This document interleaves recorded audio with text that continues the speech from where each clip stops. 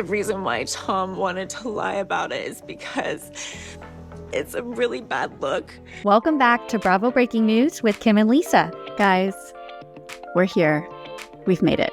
Last night, Scandival finally came to a head in the explosive Part 3 reunion. Raquel was completely red to filth on that reunion stage, and the anticipated bombshell heard round the world was finally revealed in Raquel's confessional chair. We are going to dive into it all, of course, but make sure you are subscribed first so you don't miss any Bravo breaking news. So we are going to dive into all of the hot takes and juicy details, but I did want to say that I did watch this reunion last night at Sir, the Holy Grail, and it was epic. Katie and James showed up. And it was a great time. I actually talked to Katie for a few minutes. She was so nice. James did his, MC thing and kind of came out and introduced himself to the Vanderpump Rules theme song. These are the best days of our lives. Sing it louder, just raise your glasses. This one's for you tonight. Let's go. Fill them up, get your puntinas. It's time for the Super Bowl. And it was just the perfect way to send off the season. Oh my God, I'm so jealous. You were literally at Mecca during, the time, like the height of this franchise, of this series. Did you have a pumptini? I did have a pumptini. Though it's a little too sweet for my taste, but that's beside the point. You can't go to Sir and not have a pumptini. Well, and then you got to offset it with the goat cheese balls, of course. You get that savory in there. Of course, but I will say, I'll give you guys a little peek into my night because it was a pre-5 menu. And for the appetizer, it did say goat cheese balls. What we received was one single goat cheese ball as our amuse-bouche appetizer. So that's just, a little fun fact about the night. A little stingy on the goat cheese balls. Okay, good to know. Yeah, but regardless, it was epic. And I mean, just watching the reunion there was insane. I mean, Raquel walking out on stage, sent the restaurant into a frenzy. It was crazy. So let's just dive right into it. All right, let's do it. So we have Raquel showing up on the stage, and of course she's kind of putting on this a little bit of a pity party, in my opinion. She's saying how she's embarrassed by the whole situation and she knows she owes everybody an apology. And they kind of dive right into the girls' trip in Vegas, which I know we're leading up to the affair, but come on, let's get to it. But they kind of break down the girls' trip and, basically her and Lala, not getting along on the trip. Raquel said she kind of felt left out and she was drunk when she made those comments to Lala. So I don't know. It kind of was, though, this turning point for her that she says she started to shift. Her personality started to change. And, I don't know if that's a cop out or that's her reasoning as to why the affair kind of started around that time. But I don't know. What were your thoughts? Well, first of all, I'm glad you said let's get into it because, yeah, there was this whole promo for Vanderpump à Paris. And I was like, yeah, we don't care about this right now. Let's get to the stuff that matters. But yeah, she kind of says that she stopped being a people pleaser and was trying to just live her life for herself. And, that was selfish of her. And this is, of course, when we get Ariana saying, selfish does not begin to cut it, diabolical, demented, subhuman. And then, Tom starts chiming in to try to defend Raquel, and instantly Lala and James are just shut the fuck up, Tom, shut the fuck up. He literally cannot open his mouth to even breathe because everyone just jumps at him still. This is, hours into being on stage, and they are still just not having any of it. He also keeps saying that it was one time that they slept together. And I'm are you expecting us to believe this, Tom? None of us are buying that it was just one time and then you guys just stopped because you knew it was, wrong. But you kept talking and, you were still in contact. You were hanging out. You were going to Big Bear together. Just stop, please. I know. It kind of seemed like he was saying oh, it was only one time. It was only one time, meaning that the situations and like the time frame that they are discussing at the reunion from when they were filming, at that point it had only been one time. And even though we know that the affair went on for much longer than that, but again, he keeps saying it and everybody's like, it doesn't matter. It does not matter if it was one time. We know you're lying. And we find out later that he was even lying about the one time. Like, it's just... Right. And exactly, like, even if it was just one time, it's still cheating. But like, we all know it wasn't just one time. Yeah. And so then they kind of get into the cringe conversation between Raquel and Ariana at Sir when they were talking about her and Sandoval having sex. And Raquel is basically like, that was so hard to watch for me. I'm like, hard to watch? Like, you were there. You asked Ariana these things and you like made that what it was. So that doesn't make any sense to me that it was hard to watch for you. She was like, I was kind of coming from a place of like, do you even want to be in this relationship? And we said it before, you know, she's kind of trying to plant the seed of maybe Ariana starting to think maybe she wants to move on from Tom. But Ariana is like, fuck you, basically, like F yourself with a effing cheese grater, because everything she says is just coming off so, I don't know, it's not genuine in my opinion. It seems, again, I say this about the Toms, but rehearsed, scripted, coming from her PR team. It's like a scripted response. Yeah, it's either coming from her PR team or it's coming from Sandoval. And even Andy said it was diabolical. Lisa was like, that was something else. Like, you've got to be a special kind of fucked up to sit there and have that conversation with a friend while you're sleeping with her boyfriend. So then, of course, we get into like the mistress debate. Oh, wait, before we get there, Tom starts saying, you know, well, we don't live our lives by logic. It's like, fuck is he saying? Everyone else was like, what are you talking about? Maybe you should start. And Tom, and you wouldn't be, you know, you wouldn't have such a disastrous life at the moment. But he was, you know, he was trying to say like, oh, our feelings took over and stuff. But like, okay, even if that happens, you got to deal with it the right way. And obviously he didn't. So then we get into the mistress debate again. Lala's over it. Honestly, I'm over it. Like, this does not need to be debated anymore. But Lala, you know, maintains that like she didn't know that Randall was married. Like, was he with his wife when they got together? It's still a gray area, blah, blah, blah. Anyway, then we get like one of the best moments where I loved when Allie and Brock entered Sheena's trailer. So we're, you know, at this point, we're 100 yards away. We're safe from Shishi and her White Claw. And then Brock and Allie enter, and it's like they start having their own little like viewing party. And with their aside comments and stuff, thank God we've got cameras on them. And I loved that. I loved the little trailer Kiki too. Like, and I love how Raquel was just like alone with the cameraman. But Sheena, of course, has, you know, friends and a support system surrounding her. And it really sucks that she has to be there, you know? It just sucks. I would like to see her on stage with Raquel because, you know, they have a lot to deal with. So I don't know. Maybe Andy, maybe we can like get an interview with them at some point together because they have a lot to discuss. But we dive into the open relationship conversation. And, you know, everybody's saying that it kind of started when Allie saw them at the Abbey.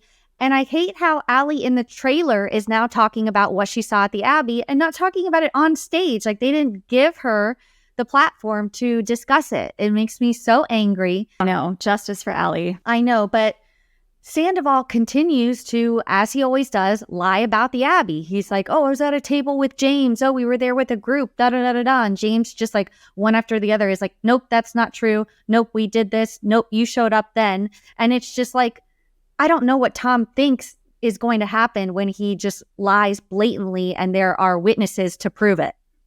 I don't know, dude. At this point, give it up and come clean. Like, it's out there.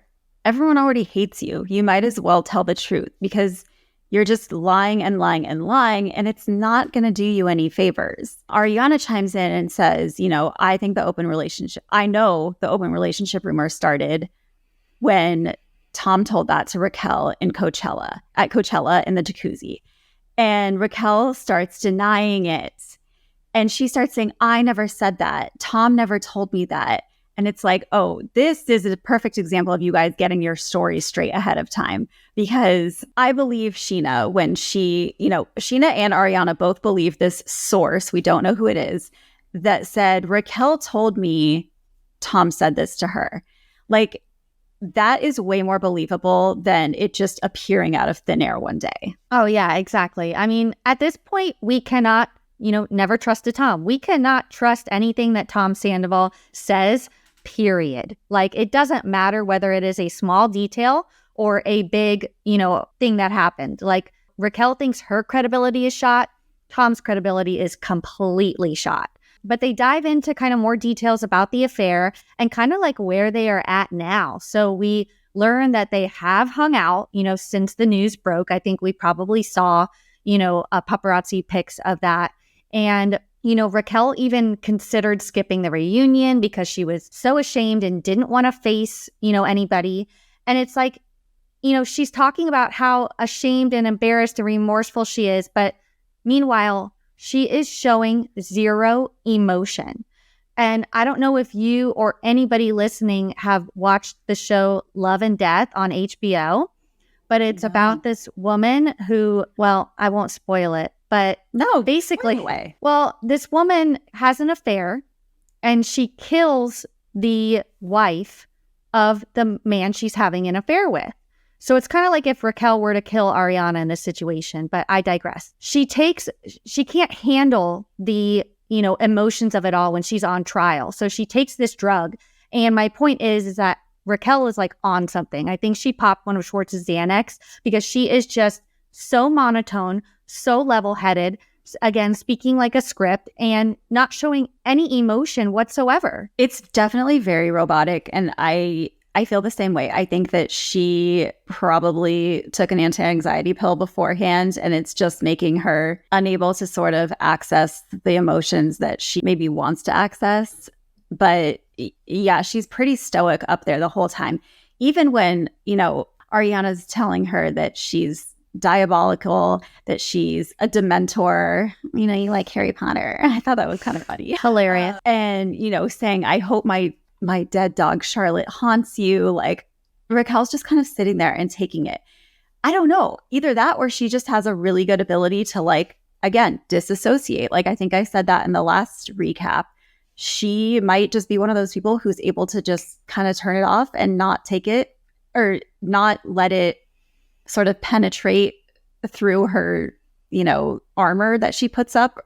I'm not sure, but it's very odd. If it was me in her position, like I wouldn't even be able to say hi, Andy, before I broke down in tears.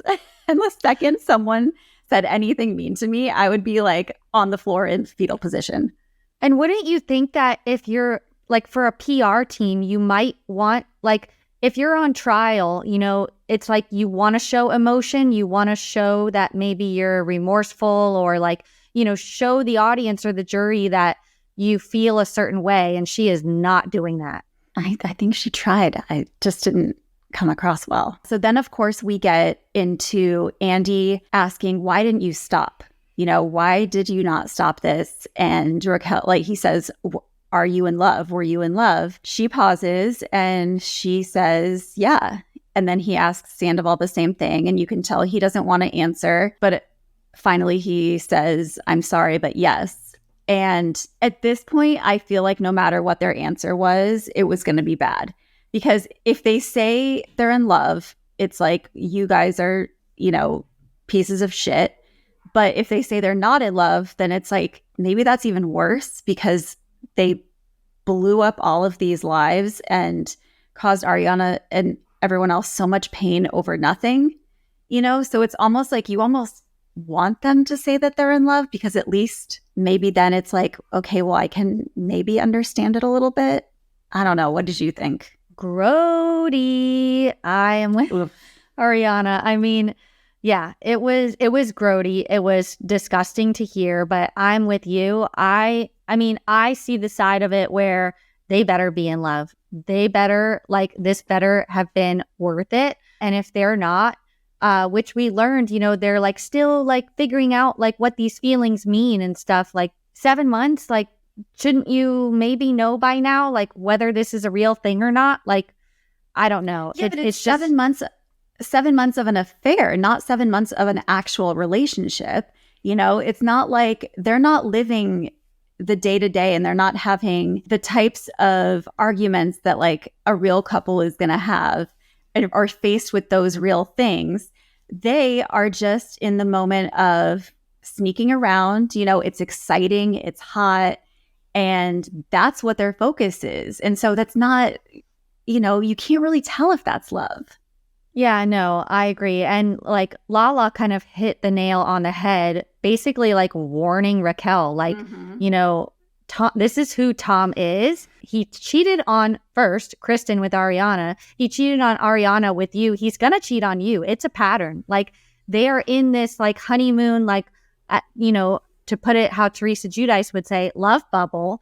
And it has burst, and now they have to face reality and look at the situation. And it's not, I don't know, but I know that Raquel doesn't, see or think things through too much. But Sandoval, I would think that maybe he wouldn't blow up his entire life if maybe he didn't think it was worth it. I don't know. Well, I don't think he thought he was going to get caught. But so anyway, Raquel has to exit the stage. And then I think she kind of pivoted and was like, oh, I just need water. So she took a sip and they're like, yeah, go. No one wants you. Like, don't come back. Well, she came back. And, Andy asks about the night where they went to Tom and Ariana's house after the beach day. They were in the jacuzzi. Sandoval, Schwartz, Raquel. Raquel stayed the night. He's asked if they hooked up that night. They say no. Okay. Right. And then later, of course, we learn that that was not the case. And Andy also asked Tom, did you guys ever hook up in your home? And he says, no, absolutely not. God, what am I, a monster?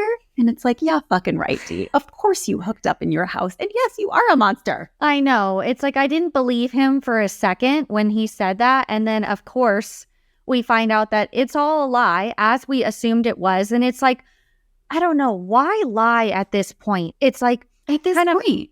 Yeah, it's like this has all already come out. You're already complete trash. Like you are like at the bottom. You are the lowest of the low. You might as well just like, even for your own mental health, like Raquel kind of seemed to have to do in the confessional, like get the weight off of your shoulders, like, and tell the truth and be truthful. But Tom, that is not his strategy. He is continuing to try to save his reputation, and little details he's choosing to omit or leave out or lie about, even though it really wouldn't make a difference at this point. No. And I think that is what maybe makes him, again, I'm not a therapist, but that kind of, to me, that's what is the difference between like a pathological liar and someone who lied. Because he, even though he's caught, it's like he still has to keep lying. Yes, exactly. Yes. I think you hit the nail on the head. They say they think that we're pathological liars, but we're not. Like, yes, you are 100% pathological liars. So I don't know. We kind of get to this point where, Sandoval's kind of breaking down and he's like, I appreciate that everybody was there for Ariana, but like nobody like reached out to me. Like, what? So laughable. Like he thought that people in the group were going to reach out to him and be there for him. Like, I don't know. And, James, of course, being the, yes, immature asshole that he is, but great reality television star, is like, no one likes you. You're literally a loser. Like, and just perfect. I couldn't have said it better myself. Yeah. I mean, then we get this weird moment where Schwartz, I think he's kind of trying to like defend Tom, take the heat off of Tom for a minute. And he comes at Ariana with this question. And to me, it felt a little pointed. Like it felt like he was kind of being a dick. But he said, Ariana, how did it feel when you were at such a low point, right? But you had the whole nation rallying around you. How did that feel? It was so weird the way he asked that question. It just seemed like an asshole thing to say. However, I'm so glad he asked it, and I'm so glad that Ariana responded, because it was such a good moment for her. She broke down and she said, honestly, that is what kept me going. All of the support from her friends, but from strangers, from all these people online saying Team Ariana and all these brands reaching out to her and wanting to work with her, that's what kept her going and gave her the ability to like stand up and like keep moving forward. I know, because if you remember, like right when the news broke or shortly after, she like deactivated her Instagram. Yeah. She completely just like went black on social media because she, honestly couldn't handle it. She didn't know what was going to happen. But I think that she did end up reactivating it, I think, several days or a week later, and just seeing the outpouring of support, was probably just such an uplifting moment for her that she needed in that time. So I'm glad they talked about it. But yeah, the way Schwartz went about it was a little bit odd. So then we get to probably what is the worst part of any of the reunion episodes thus far. And it is the comment that Sandoval makes. We know that he wasn't happy with their sex life. We know there were intimacy issues. But he makes this comment that takes it to a whole nother level. And he basically says, Ariana is they're talking about like him cheating on Ariana if there were other women. And Ariana's like, well, he actually was still sleeping with me when he was also sleeping with Raquel. And he makes the most disgusting comment. He says, yeah, but she kept her shirt on the whole time. It was really hot. What were your feelings in this moment? Because like my heart just sank into my butthole. All the way through. No, my reaction was honestly, fuck you, dude. Like, fuck you. You're a piece of trash. You should be so lucky that she was even willing to be with someone like you. And that is just such a low, disgusting thing to say. And we know that Ariana has had body issues in the past. Who knows if that's why she kept her t-shirt on or not? It doesn't matter. But it's just like for him to sit there and use that as like a reason why their sex life wasn't good. It's just like, you're so disgusting. Like you are literal scum. So disgusting. And like everybody on the reunion stage and in Sheena's trailer like lost it. Like, yeah. James and Lala were like, what? Schwartz, we get that moment from the trailer of Schwartz, like with his head in his hands. Sheena loses her shit. I mean, that is just taking it. Just when we think that Sandoval can't get any worse, he makes a comment like that like just sends him right down to the fucking hell, basically. Like he deserves to go to hell. Yeah, I mean, Andy's face was, oh, this is not going to be good. And he was talking about it on Radio Andy yesterday. And he said, Sandoval makes a comment tonight that is going to have every woman in America pissed at him, even more so than they are now. And yeah, I mean, as soon as he said it, I was like, oh, that was it. That was the comment. It's bad when Schwartz, who is your, loyal little puppy dog, is like, dude, no, you can't say that. Oh, this is bad. And then leave it to James to lighten the mood because we kind of talk about, Andy kind of starts grilling Tom more about the affair. And he's like, where are you guys going to be in like, a year from now? And he's like, I don't know. And James, comes at him in a stinky poop house. That's where Tom and Raquel are going to be. And then we get the poo-poo heads comment, which is just, I don't know. I just love it. I know that a lot of people, we've talked to people about this who think that he's immature and comes off as like just an inappropriate asshole, but I just can't help but love it. I don't know. No, he is absolutely immature, but in a moment where like there were so many fuck yous being thrown around, it was almost refreshing to hear such an innocent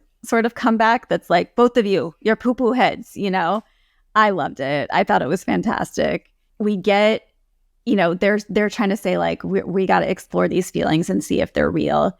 Okay, fine. Raquel tries to apologize to Ariana. Ariana says, I don't accept.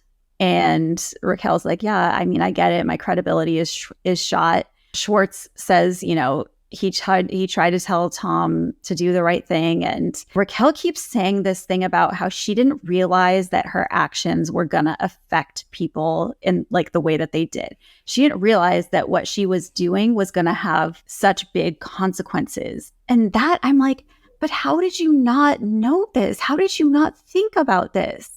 Like, you're 28, you're not 18, you know? And the fact that she kept saying that was just so strange to me. And I'm like, well, then I hope that you really did learn a lesson, Raquel, because if you didn't know that by now, like, you know, I guess you had to find out at some point. Yeah, and then we get this moment with her and Tom backstage where she, you know, I think her meds are starting to wear off because she does start to show a little bit of emotion. Like, she's like, you know, Tom's basically like, you handled that way better than I have. And she's like, this isn't who I want to be. It's like, you're just now realizing I know. this.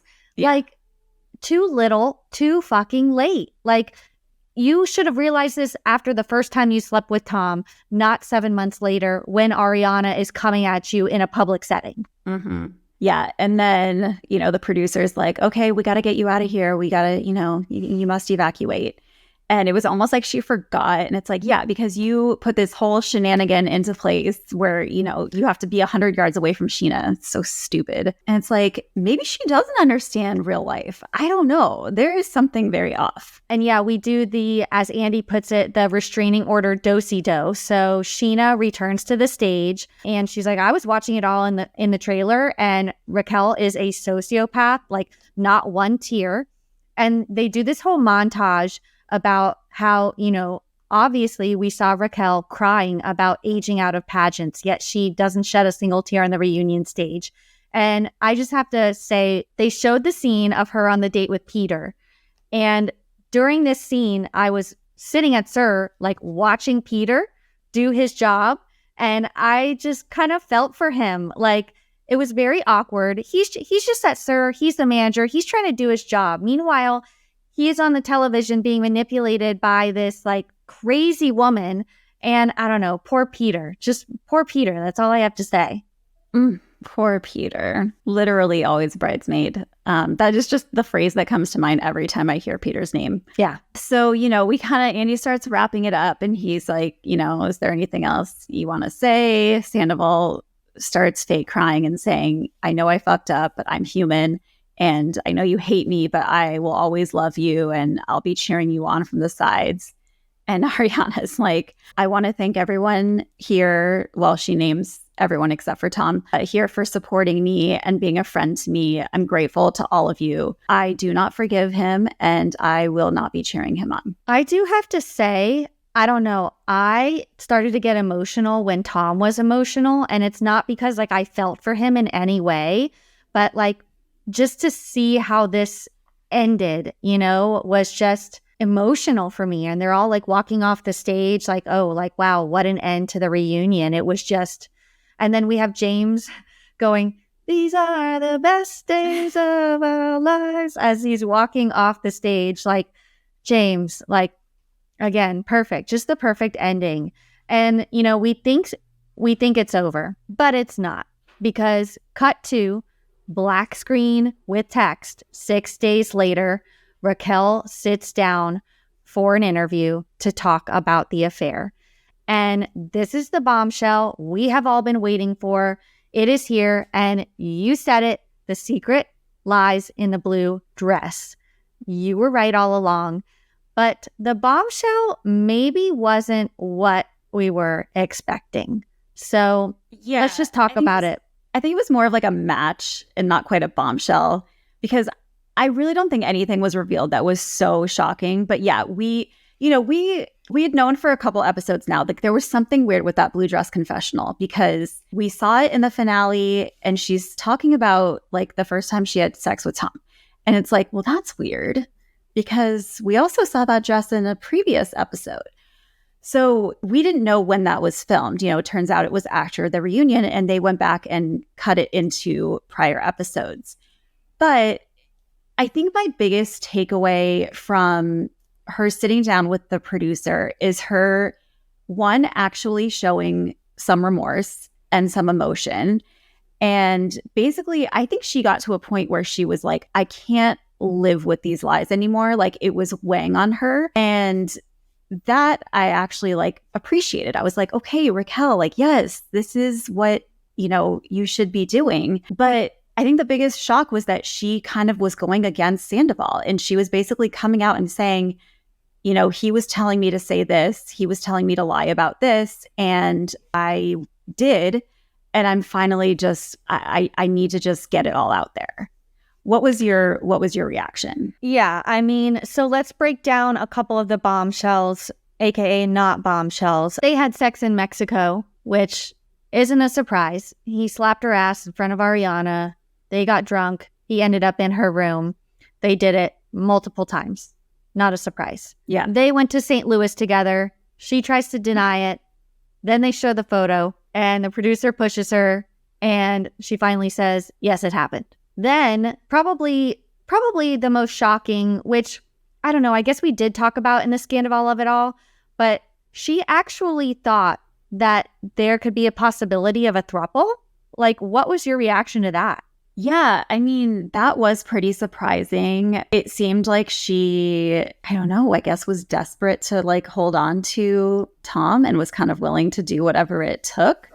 Tom shut that idea down, saying Ariana would never go for that. And then we also do get the producer asking her about the jacuzzi night and, did you guys hook up that night? And she says no. And again, he's like, I mean, you look different. Like, I can tell when you're lying. And that's when she really started crying and was basically like, this was the one story that we kind of like swore we would take to the grave. But she kind of says it without saying it. Like, you hooked up with your friend's man at her house while she was away for her grandmother's funeral. Like, that is dark.